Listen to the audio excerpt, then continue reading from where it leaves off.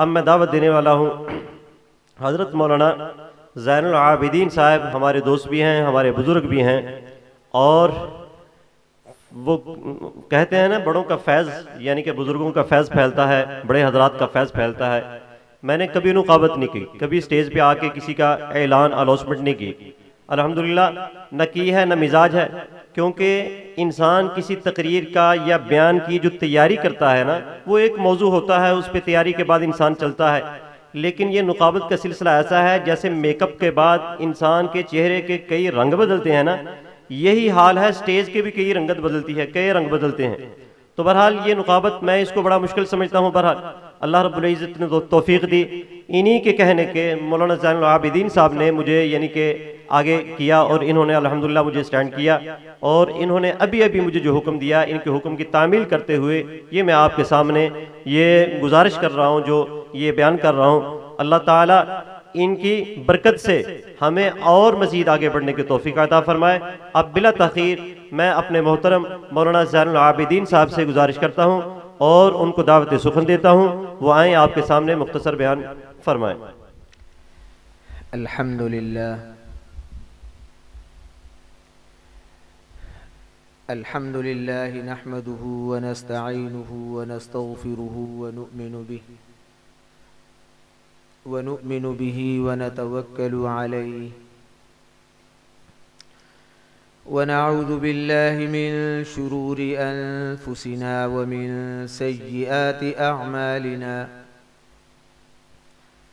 من يهده الله فلا مضل له ومن يضلله فلا هادي له أما بعد فأعوذ بالله من الشيطان الرجيم بسم الله الرحمن الرحيم يا أيها الذين آمنوا إن جاءكم فاسق بنبأ فتبينوا أن تصيبوا قوما بجهالة فتصبحوا على ما فعلتم نادمين صدق الله وصدق رسوله النبي الكريم يا رب صل وسلم دائما أبدا على حبيبك خير الخلق كلهم۔ میرے محترم بزرگوں اور بھائیوں، میں دو باتیں عرض کرنا چاہتا ہوں۔ ان دو باتوں سے پہلے آپ یہ سمجھیں،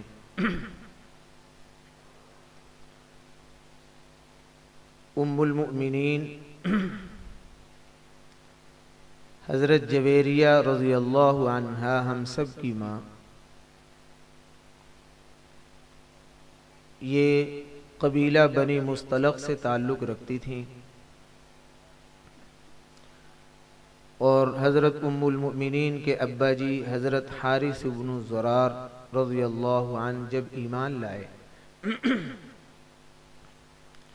تو حضور اکرم صلی اللہ علیہ وسلم نے ان سے فرمایا کہ تم اپنے قبیلے میں جاؤ اور اس طرح نماز روزہ کرنا اور یہ چیزیں لازمی ہیں، ان کے مطابق زندگی گزارنا، اور سال کے بعد تم زکوٰۃ دیا کرنا۔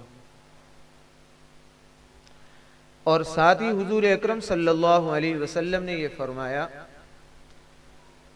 کہ تم فلاں مہینے میں زکوٰۃ اکٹھی کر لینا، اور میں کسی ساتھی کو بھیج دوں گا، وہ آپ سے وصول کر لے گا۔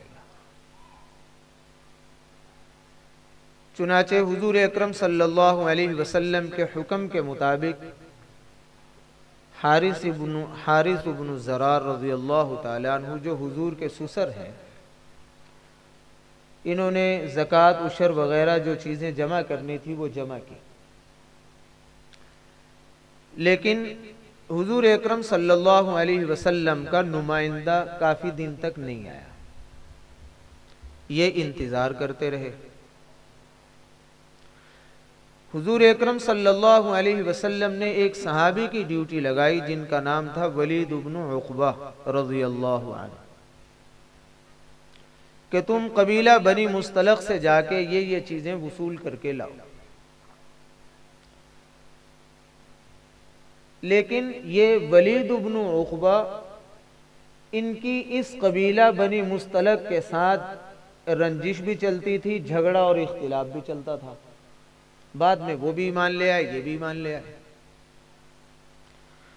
یہ ولید بن عقبہ جب قبیلہ بنی مستلق کے قریب پہنچے ہیں تو قبیلہ والے لوگ حضور کے نمائندے کے استقبال کے لیے باہر نکلے. ان کو کسی نے کہا یا ان کے ذہن میں بات آئی کہ یہ شاید جو جمع ہو کے میری طرف آ رہے ہیں شاید میرے اوپر حملہ نہ کر دیں، یہ واپس ہو لیے. اور حضور اکرم صلی اللہ علیہ وسلم سے آ کے کہا کہ جی انہوں نے کوئی زکوٰۃ زکوت کے پیسے نہیں دیے اور وہ تو مجھے قتل کرنے کے در پہ ہو گئے تھے، میرے پیچھے لگ گئے تھے. آپ صلی اللہ علیہ وسلم کو یہ بات سن کے بڑا غصہ آیا.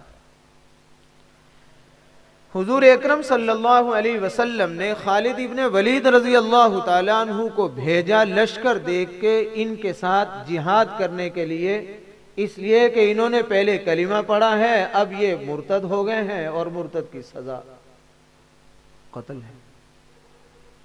خالد ابن ولید رضی اللہ تعالیٰ عنہ ادھر سے نکلے اور ادھر سے یہ حضور کے پاس جانے کے لیے نکلے. راستے میں دونوں جمع ہو گئے. حارث بن زرار رضی اللہ تعالیٰ عنہ خالد ابن ولید سے پوچھتے ہیں خالد تم کہاں جا رہے ہو؟ تو خالد ابن ولید رضی اللہ تعالیٰ عنہ نے کہا ہمیں تو یہ خبر ملی ہے اور حضور نے فرمایا ہے کہ قبیلہ بنی مستلق والے تو مرتد ہو گئے، لہذا ہم تو تمہارے ساتھ لڑنے کے لیے آ رہے ہیں. حارث بن زرار نے کہا کہ یہ کس نے بات کہی؟ کہا کس نے کیا کہی؟ حضور نے ایک بندہ بھیجا تھا تم اس کو مارنے پڑ گئے ہو. حارث نے کہا کہ ایسی تو کوئی بات بھی نہیں ہوئی.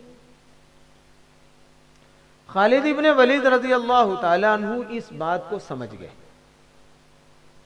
اور واپس حضور اکرم صلی اللہ علیہ وسلم کے پاس آئے اور آ کے حضور اکرم صلی اللہ علیہ وسلم کو بات بتائی کہ جی حضرت آپ کو جو معلومات پہنچی ہیں وہ صحیح نہیں تھی، بات ایسے نہیں ہے.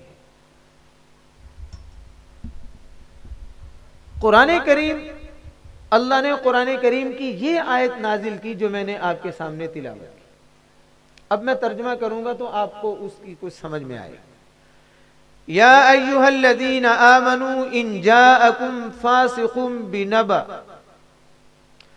اے ایمان والو اگر تمہارے پاس کوئی فاسق یا نکما بندہ کوئی خبر لے کے آئے، کوئی افواہ لے کے آئے، فتبینوا تم تحقیق کر لیا کرو، تم تحقیق کر لیا کرو.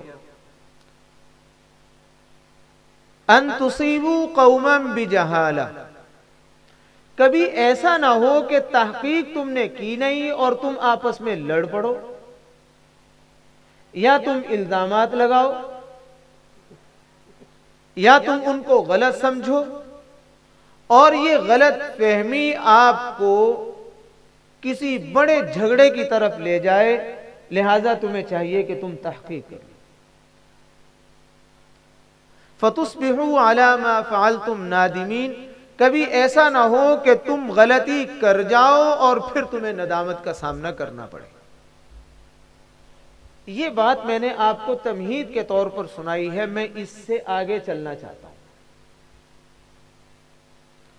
اور بات وہ ہوتی ہے جو مرض کے مطابق بات ہو تو اس کا فائدہ ہوتا ہے، اور میں جو بات عرض کرنا چاہتا ہوں وہ یہ.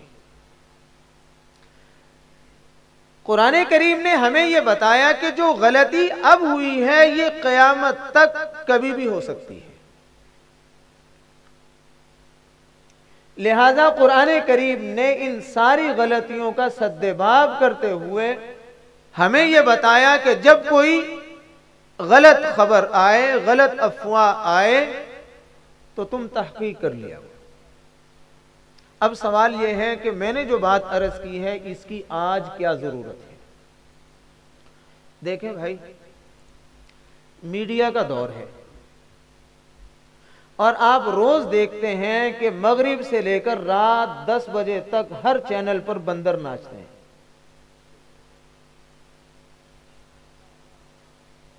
اور یہ ایک کاروبار ہے اور ہر پارٹی کا نمائندہ اپنی پارٹی والوں کو فرشتہ ثابت کرتا ہے اور دوسری پارٹی والوں کو شیطان ثابت کرتا ہے. آپ اخبار پڑھ لیں، اس اخبار کے اندر جتنی بھی خبریں ہوتی ہیں سنی سنائی چیزیں ہوتی ہیں. میڈیا کو دیکھ لیں، فیس بک کو دیکھ لیں، آپ کچھ بھی دیکھ لیں، خبر چلتی ہے، کوئی شخص اس کی تحقیق نہیں کرتا اور ایک ذہن بنا لیتا ہے اور پھر اپنے مخالف کے بارے میں جب پروپیگنڈا کوئی سامنے آتا ہے، افواہ سامنے آتی ہے تو اس میں مزہ بھی آتا ہے. مثال کے طور پر اگر کسی کا تعلق مسلم لیگ سے ہو اور اس کو کہو کہ عمران جو ہے وہ آج چوری کرتا پکڑا گیا، اس نے کوئی تحقیق نہیں کہنے، اس نے کہا ہم نہیں کہتے تھے کہ یہ چور آدمی ہے. اور اگر کوئی عمران کی پارٹی کا ہو اور اس کو آ کے کہو کہ نواز شریف صاحب کی جو ہے نا یہ کرپشن ثابت ہو گئی ہے، وہ کہے گا ہم نہیں کہتے تھے یہ چور ہیں. اور اگر کوئی زرداری کا مخالف ہو اور وہ آپ کے پاس آ کے یہ بات کہے تو آپ بغیر تحقیق کے اس کو بھی چور مان لیں گے، اس کو بھی چور مان لیں گے، اس کو بھی چور مان لیں گے. اور یہ رواج عام ہو چکا ہے. حضرت عبداللہ ابن عمر رضی اللہ تعالیٰ عنہ کے پاس کسی نے حجاج ابن یوسف کی چغلی کی، اور حجاج ابن یوسف وہ شخص ہے جو اس امت کا شاید سب سے بڑا ظالم انسان ہے. حضرت عبداللہ ابن عمر رضی اللہ تعالیٰ عنہ نے فرمایا کہ تم نے جو حجاج کی چغلی کی ہے اور اس وجہ سے چغلی کی ہے کہ وہ ظالم ہے، تو کیا اس کے ظلم کی وجہ سے تجھے اجازت مل گئی ہے کہ تو اس کی چغلی کرے؟ وہ اگر ظالم ہے تو اس کا حساب ہوگا اور تم اگر چغلی کر رہے ہو تو تمہارا حساب ہوگا. تو کیا اگر ہم بغیر تحقیق کے کسی سیاسی پارٹی کے خلاف بات کریں گے، یہاں ہمیں کوئی پوچھنے والا نہ ہو، تو کیا اللہ کے ہاں اس کی پوچھنی ہوگی؟ بالکل پوچھو.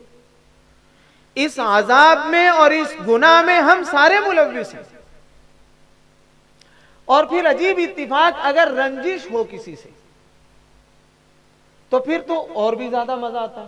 مثال کے طور پر ہر گھر میں ساس بہو کا مسئلہ ہے. اگر بہو کے خلاف کوئی پروپیگنڈا کرے تو ساس کو بڑا مزہ آتا ہے، اور اگر ساس کے خلاف کوئی پروپیگنڈا کرے تو بہو کو بڑا مزہ آتا. مسلکوں میں آپس میں نفرت ہے. مثال کے طور پر آپ کے گجراں والوں میں مردوں کو الٹا سیدھا کرنے کا بڑا رواج ہے.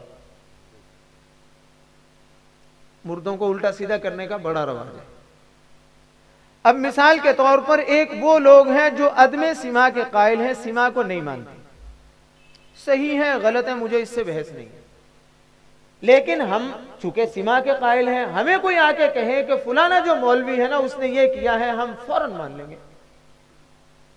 اور اگر ان کو جا کے ہمارے بارے میں کوئی کہے کہ وہ جو سما کے قائل ہیں ان کی یہ غلطی پکڑی گئی ہے، وہ بڑے خوش ہوں گے. وہ بھی اس عذاب میں فتنے میں مبتلا ہے اور ہم بھی اس فتنے میں مبتلا ہیں. اگر کسی بریلوی مسلک کے آدمی کی کوئی بات ہمیں آ کے کوئی سنائے کہ بریلوی مسلک کے عالم سے یہ غلطی ہوئی ہے، ہم تحقیق نہیں کریں گے، ہم کہیں گے دیکھو ہم نے کہا نہیں تھا یہ غلط لوگ. اور اگر ان کے پاس ہماری خبر چلی جائے تو وہ تحقیق نہیں کریں گے. آپ پارٹیوں کو دیکھ لیں، کوئی کسی کی تحقیق کرنے کو تیار نہیں. آپ علماء کی بات کر لیں تو سارے اس مرض میں مبتلا ہیں. کیوں بھائی؟ میں یہ بات ہمارے معاشرے کی ہے یا نہیں؟ بالکل ہم اس طرح کرتے ہیں. کیا ہے؟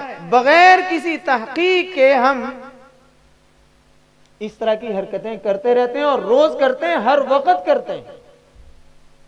خاندانی اختلاف ہوا تو ہمیں اپنے مخالف کی بات سننے میں بڑی لذت آتی ہے، اور ہم اس پر تحقیق بھی نہیں کرتے اور اس پر تبصرہ بھی کرتے ہیں، اس کو چور بھی کہہ دیتے ہیں، اس کو بے ایمان بھی کہہ دیتے ہیں، اور حالانکہ ہمارے کندھوں پہ بیٹھے ہوئے فرشتے سب کچھ لکھ رہے ہیں اور قیامت کے دن اس کا حساب ہوگا۔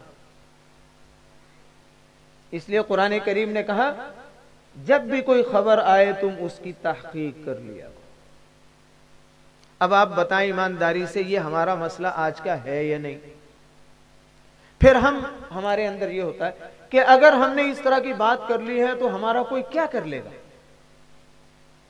او بھائی، کوئی ہمارا کر سکے نہ کر سکے، جس اللہ نے حکم دیا ہے وہ کر سکتا ہے یا نہیں کر سکتا؟ وہ اللہ تو کر سکتے ہیں، یا تو یہ بھی کہو کہ اللہ ہمارا کیا کر سکتا ہے،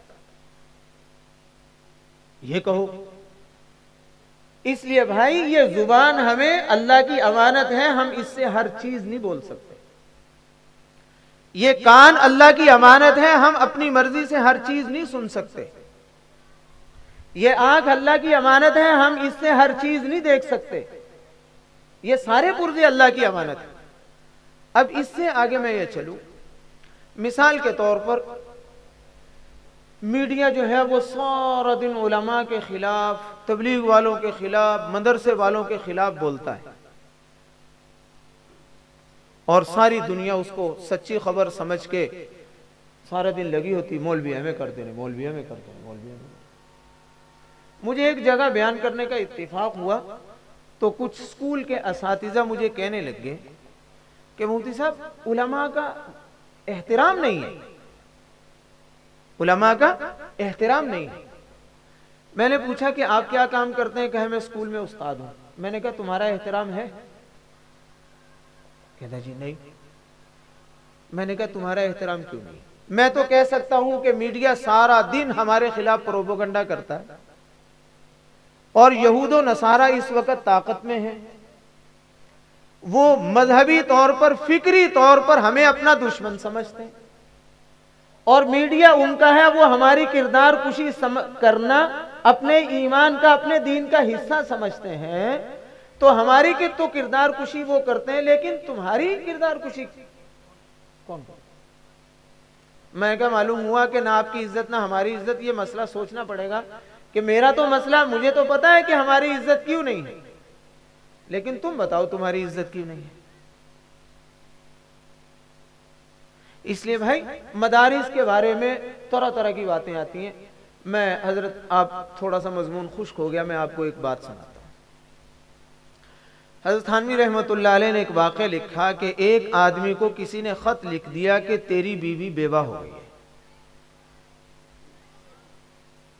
تیری بیوی بیوہ ہو گئی۔ اس نے خط پڑھا اور خط پڑھ کے رونے لگ گیا۔ لوگوں نے کہا کیوں روتے ہو؟ کہا کہ خط آیا ہے اور میری بیوی بیوہ ہو گئی ہے۔ لوگوں نے کہا بے وقوف، تو ابھی زندہ بیٹھا ہے کہ نہیں یار یہ خط آیا، خط والا کوئی جھوٹ بولتا ہوگا، خط والے نے صحیح لکھا ہے کہ میری بیوی بیوہ ہو گئی۔ اور ساتھیوں نے اس کو کہا کوئی اپنے کھوپڑے کو بھی استعمال کر لے، تیری بیوی زندہ ہو گئی، جب تک تو زندہ ہے تیری بیوی بیوہ کس طرح ہو گئی ہے؟ اور آج کے حالات یہ ہیں کہ تقریباً محسوس نہ کرنا سب کی بیوی بیوہ ہو گئی ہے، سب کی بیویاں بیوہ ہو گئی۔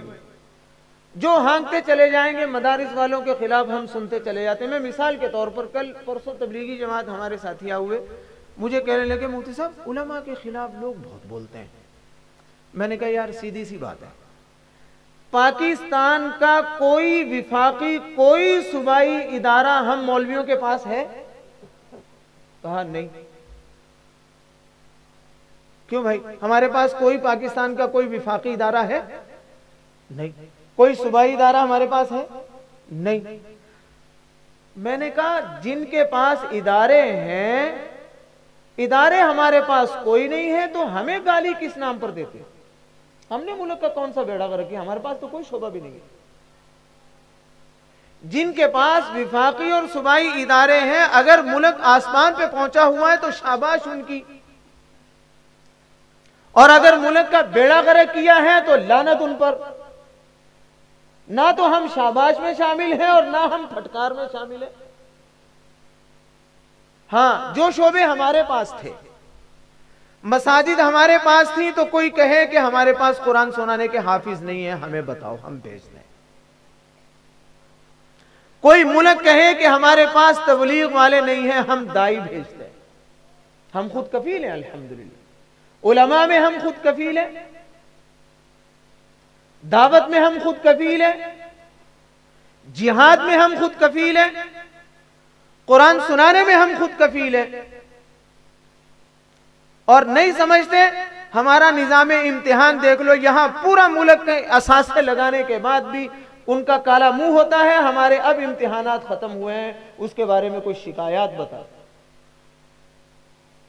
ہمارے اداروں میں الحمدللہ ساری ضرورتیں مہیا، مساجد کا نظام ہمارے پاس ہے، مدارس کا نظام ہمارے پاس ہے، جب مرضی آ کے تقابل کر لو.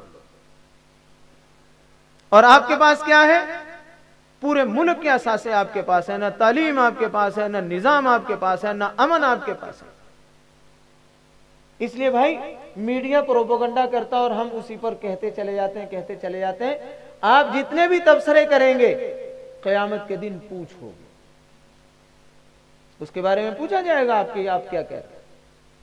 بھائی میں نے ایک بات تو یہ عرض کرنی تھی، قرآن کریم نے کہا کہ جب تمہارے پاس کوئی نکما بندہ افواہ لائے تو کم از کم اس کی تحقیق کر لیا کرو گے بھائی تحقیق. دوسری ایک بات میں عرض کر کے بات ختم کر دیتا ہوں. علامہ علوسی رحمت اللہ علیہ اسی آیت کی تفسیر میں لکھتے ہیں کہ جمہور علماء اور فقہاء کے ہاں یہ طے ہے کہ حضرات صحابہ یہ معصوم نہیں ہے. میں ایک اختلافی بات کرنے لگا ہوں بھائی، کام دے گی انشاءاللہ. میری نہیں ہے، بزرگوں کی چیزیں آپ کو سنا رہا ہوں، میرا اپنا کچھ بھی نہیں ہے، کام کی بات ہے. ایک اختلافی چیز جس میں عام طور پر اچھے خاصے علماء بھٹکتے پھر رہے ہوتے ہیں. طالب علمانہ ایک بات عرض کرتا ہوں، حضرات صحابہ گناہوں سے پاک نہیں ہے. ہاں یہ ہمارا عقیدہ ہے کہ گناہ ہوئے، غلطی ہوئی، معافی مانگی، اللہ نے ان کو معاف کر دیا اور رضی اللہ عنہم ورضوا عنہ کا اعلان کر دیا. یہ ہوا. اب جو صحابہ سے غلطیاں ہوئی ہیں اس پر بہت گفتگو ہوتی ہے. سیدنا علی اور حضرت معاویہ رضی اللہ عنہما کی لڑائی اور صحابہ میں جو اونچ نیچ ہوئی ہے اس کے بارے میں گفتگو ہوتی ہے. میں صرف ایک بات عرض کرتا ہوں. شاہ عبد الرحیم صاحب رائے پوری رحمت اللہ علیہ جو شیخ ہیں، شیخ عبد القادر رائے پوری رحمت اللہ علیہ،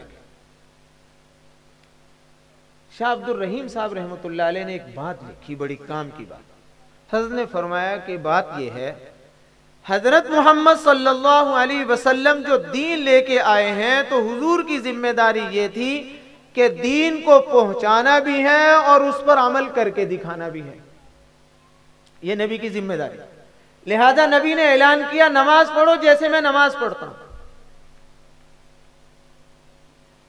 زکوٰۃ دو جیسے میں زکوٰۃ دیتا ہوں، قربانی کرو جس طرح میں قربانی کرتا ہوں، دعوت کا کام کرو جس طرح میں دعوت کا کام کرتا ہوں، جہاد کرو جس طرح میں جہاد کرتا ہوں، شادی بیاہ کرو جس طرح میں نے شادی بیاہ کی ہے، خوشیاں کرو جس طرح میں نے خوشی کر کے دکھائی، غمی کرو میں نے غمی کر کے دکھائی. تو حضور نے ہر جگہ دو باتیں کہیں، جو میں نے تمہیں کہا ہے اور کر کے بھی دکھایا ہے تو میری ذمہ داری ہے تمہیں دین پہنچانا بھی اور عمل کر کے دکھانا بھی. لہذا حضور نے فرمایا صلو کما رأیتمونی اصلی، نماز پڑھو جس طرح میں نماز پڑھتا ہوں. اب آگے بات میں عرض کرنے لگا ہوں. نبی کی ذمہ داری دین پہنچانا اور اس پر عمل کر کے دکھانا، علم بھی پہنچانا نبی کی ذمہ داری اور عمل پہنچانا یہ بھی نبی کی ذمہ داری. اب آگے بات سمجھو. حضور اکرم صلی اللہ علیہ وسلم نے چوری کے بارے میں جو سزا ہے وہ علم پہنچایا یا نہیں پہنچایا؟ پہنچایا ہے. زانی کی سزا کے بارے میں جو اللہ کا حکم ہے وہ پہنچایا یا نہیں پہنچایا؟ پہنچایا۔ لیکن زنا اور بدکاری کا جو حکم پہنچایا ہے تو نبی نے تو یہ اعلان کیا ہے کہ میرا کام پہنچانا بھی ہے اور عمل کر کے بھی دکھانا ہے۔ اور اب شکل کیا تھی؟ معاذ اللہ خود حضور اکرم صلی اللہ علیہ وسلم یہ حکم بھی پہنچاتے ہیں اور پھر چوری بھی کرتے ہیں اور پھر آپ کا ہاتھ بھی کٹتا معاذ اللہ، تو تب بات پوری ہوتی۔ سمجھ میں آ رہی بھائی بات؟ معاذ اللہ ثم معاذ اللہ آپ سے بدکاری کی غلطی ہوتی اور آپ یہ قانون بھی پہنچاتے اور پھر سزا حد بھی آپ کو لگتی تو عمل پورا ہوتا۔ اور ہم اہل سنت والجماعت کا یہ عقیدہ ہے کہ انبیاء علیہ السلام گناہوں سے پاک ہوتے ہیں، عصمت ختم ہوتی ہے، ہوتی ہے نہیں ہوتی؟ اب یہ جو چیزیں تھیں اب دین مکمل کر کے دینا ہے، علم کے اعتبار سے بھی اور عمل کے اعتبار سے۔ شاہ عبد الرحیم صاحب رائے پوری رحمت اللہ علیہ فرماتے ہیں صحابہ نے اپنے آپ کو پیش کیا، نبی جی دین آپ کا ہے، ہم قربانیاں دینے کو تیار ہیں تاکہ عملاً بھی دین مکمل ہو جائے۔ لہذا اللہ نے صحابہ سے غلطیاں کروائیں، چوری ہوئی ہاتھ کٹا، زنا بدکاری ہوئی اور خود آ کے حضور سے کہا یا رسول اللہ ہم سے گناہ ہو گیا ہے، ہمیں پاک کر دیجیے۔ اور حضور اکرم صلی اللہ علیہ وسلم نے ان پر حد جاری فرمائی اور بعض صحابہ نے اس پر ناگواری کا اظہار کیا اور بعضوں سے تبصرے بھی ہوئے۔ جب خون کے فوارے چھوٹے تو حضور اکرم صلی اللہ علیہ وسلم ناراض ہوئے اور آپ نے فرمایا انہوں نے ایسی توبہ کی ہے اگر سارے مدینے پہ تقسیم کر دی جائے تو اللہ سب کی مغفرت کر دے۔ آپ نے ان کا جنازہ بھی پڑھایا۔ آپ سمجھتے تھے کہ یہ میرے دین کو کامل اور مکمل کرنے کے لیے قربانیاں دے رہے ہیں، تو یہ تو صحابہ کا احسان ہے۔ اور ہم انہی چیزوں کو لے کر اگر صحابہ کی عزت کو اچھالیں تو احمقانہ حرکت ہے۔ دین نبی کا علم کے اعتبار سے بھی مکمل حضور کر کے گئے اور عمل کے اعتبار سے بھی مکمل کر کے گئے، یہ دو باتیں اس سے مستنبط ہوتی تھیں۔ میں نے آپ کے سامنے عرض کی، اللہ رب العزت مجھے بھی عمل کرنے کی توفیق نصیب فرمائے اور آپ کو بھی عمل کرنے کی توفیق نصیب فرمائے۔ میں شکریہ ادا کرتا ہوں برادر مکرم حضرت مولانا عبید اللہ صاحب جو میرے بڑے بھائیوں کی طرح ہیں، اس لیے کہ حضرت قاری عبداللہ صاحب رحمۃ اللہ علیہ میرے والد ماجد حضرت مولانا حافظ یاسین صاحب رحمۃ اللہ علیہ ان کے حفظ کے ساتھی تھے۔ میرے ایک چچا مفتی عبید صاحب رحمۃ اللہ علیہ یہاں ہوتے تھے، میرے چچا تھے، میرے استاد بھی تھے۔ تو قاری عبداللہ صاحب رحمۃ اللہ علیہ میرے ابا جی کے حفظ کے ساتھی تھے۔ تو بعد میں مفتی غفران اللہ صاحب یہ میرے تعلیم کے ساتھی بھی ہیں، 30 سال سے تقریباً ہماری رفاقت ہے۔ اس گھر کی جو خوبی میں نے دیکھی وہ یہ، میں قاری عبداللہ صاحب رحمۃ اللہ علیہ کی بچوں کی جگہ پر آتا ہوں اور ان کے ساتھ میں بیٹھا، اللہ نے انتہائی درجے کی عاجزی اور تواضع ان کو عطا فرمائی اور علماء سے محبت، اس گھرانے کا عجیب وصف، عاجزی اور انکساری اور علماء سے محبت، اور یہی دونوں چیزیں انسان کو بہت اونچی لے جاتی ہیں۔ حضرت مولانا عبید اللہ صاحب کا بھی یہی مزاج ہے، مولانا غفران اللہ صاحب کا بھی یہی مزاج ہے۔ میں اپنی سمجھ کے مطابق بھائی بات کر رہا ہوں، اور ان کے دوسرے بھائیوں کا بھی یہی مزاج ہے۔ اللہ رب العزت ان کے کام کو قبول فرمائے، ان کے فیض کو عام اور تام فرمائے۔ حضرت قاری عبداللہ صاحب رحمۃ اللہ علیہ کے درجات اللہ بلند فرمائے۔ انہی کے صاحبزادے قاری عبد الرؤوف صاحب شدید قسم کی ایک بیماری میں مبتلا تھے، اب تو الحمدللہ ان کا صحت کی طرف سفر چل پڑا ہے، اللہ ان کو صحت تندرستی عطا فرمائے، آپ بھی ان کے لیے دعا کریں۔ اور باقی بھائی میں آپ کا شکریہ ادا کرتا ہوں، آپ نے مجھے کچھ دیر کے لیے برداشت کیا، اللہ ہم سب کو عمل کی توفیق نصیب فرمائے۔ وآخر دعوانا ان الحمدللہ رب العالمین۔